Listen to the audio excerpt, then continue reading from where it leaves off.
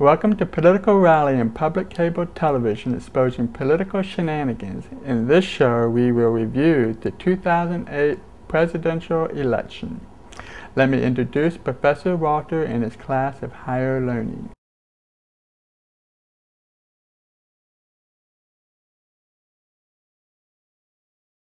Thank you, Mr. Colwell, and welcome to my classroom here at the Get With It Institute. We will review presidential candidates' positions and 12 California propositions for the general election of 2008. Before we get into details on the issues facing the California voters, let's first do an introduction of our presidential candidates and their positions on the issues.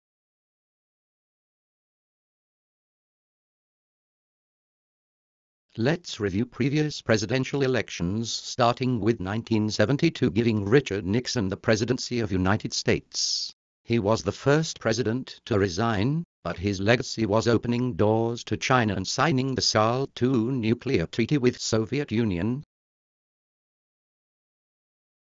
President Carter was the first president to win from the South since the Civil War. He was only a one-term president. Ronald Reagan coined the phrase the misery index, that represented Carter's administration that was caused by massive inflation from the oil embargo in 1973. President Reagan is the first president to win who was formerly a Hollywood actor. He helped restore America's greatness by believing ourselves, where President Carter told us, our best days are behind us, and Carter's bundling the Iran crisis, which is now haunting us again. Ronald Reagan won his second term in the largest electoral landslide in history. He helped jump-start the economic engine to be the best in the world and brought down Soviet Union without firing a single shot by proclaiming, Mr. Gorbachev, tear down this wall. President Bush won the presidency through Ronald Reagan's legacy. He lost his bid for second term because of the mainstream media convinced the voters that we were experiencing major economic recession downturns, whereas it was relatively minor.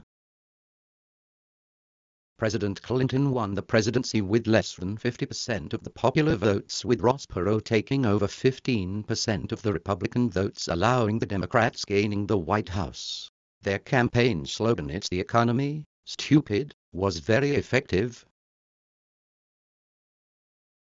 President Clinton won the second election. His major legacy consists of ending welfare as we know it, and he was the first president who was almost impeached for lying to grand jury on his affair with a White House intern. President Bush is the fourth president to win the office by winning the electoral votes, but lost the popular votes. He inherited a recession due to the dot-com crash and other major economic ills, and of course, 9/11, where geopolitical boundaries changed overnight. President Bush won the second term with a clear popular vote majority, although the Democrats tried to stop him through the courts. His legacy is the bringing freedom into the Middle East. Whether Iraq embraces freedom or not will remain to be seen.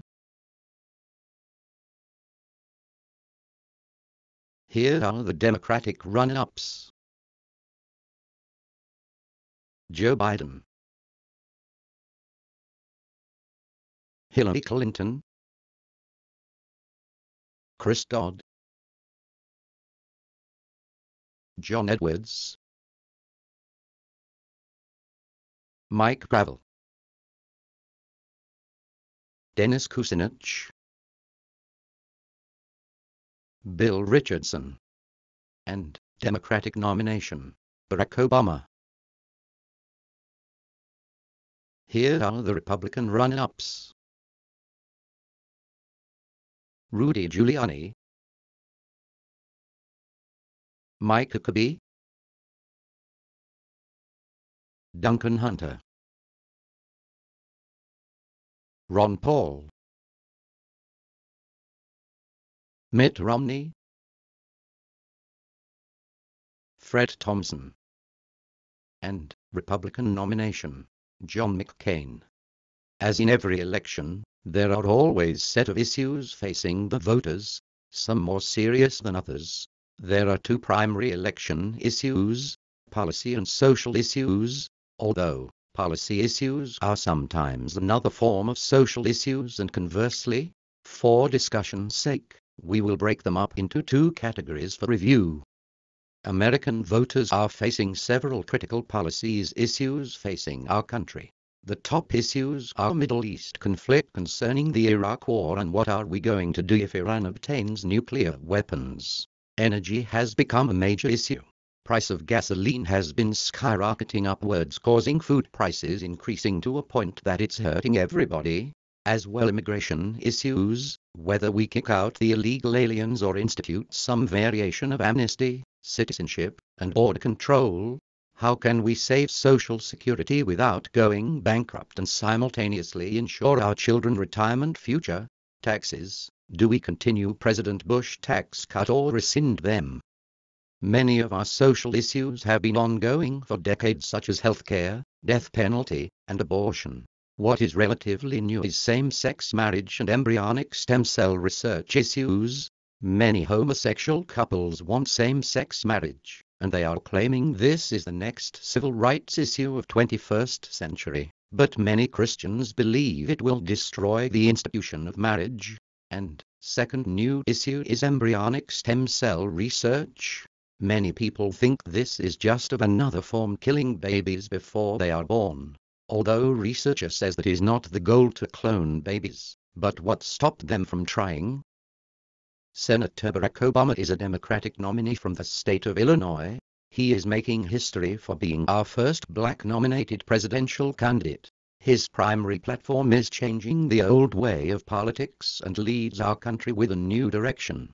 Although he does not discuss much on the details how he intends to change our country, but he has convinced many folks that he is the way for new beginnings. For most part, his positions with Senator John McCain are opposites, with the exception on immigration, death penalty, and Iran obtaining nuclear weapons.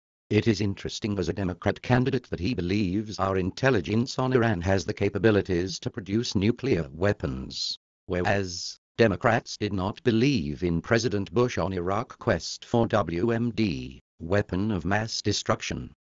Senator John McCain is the Republican nominee from Arizona. He is generally called a maverick Republican, siding with the Democrats on many bills in Congress that translates major issues such as providing guest worker program for illegal immigration. However, overall he supports most core Republican values. What is different between McCain and Obama?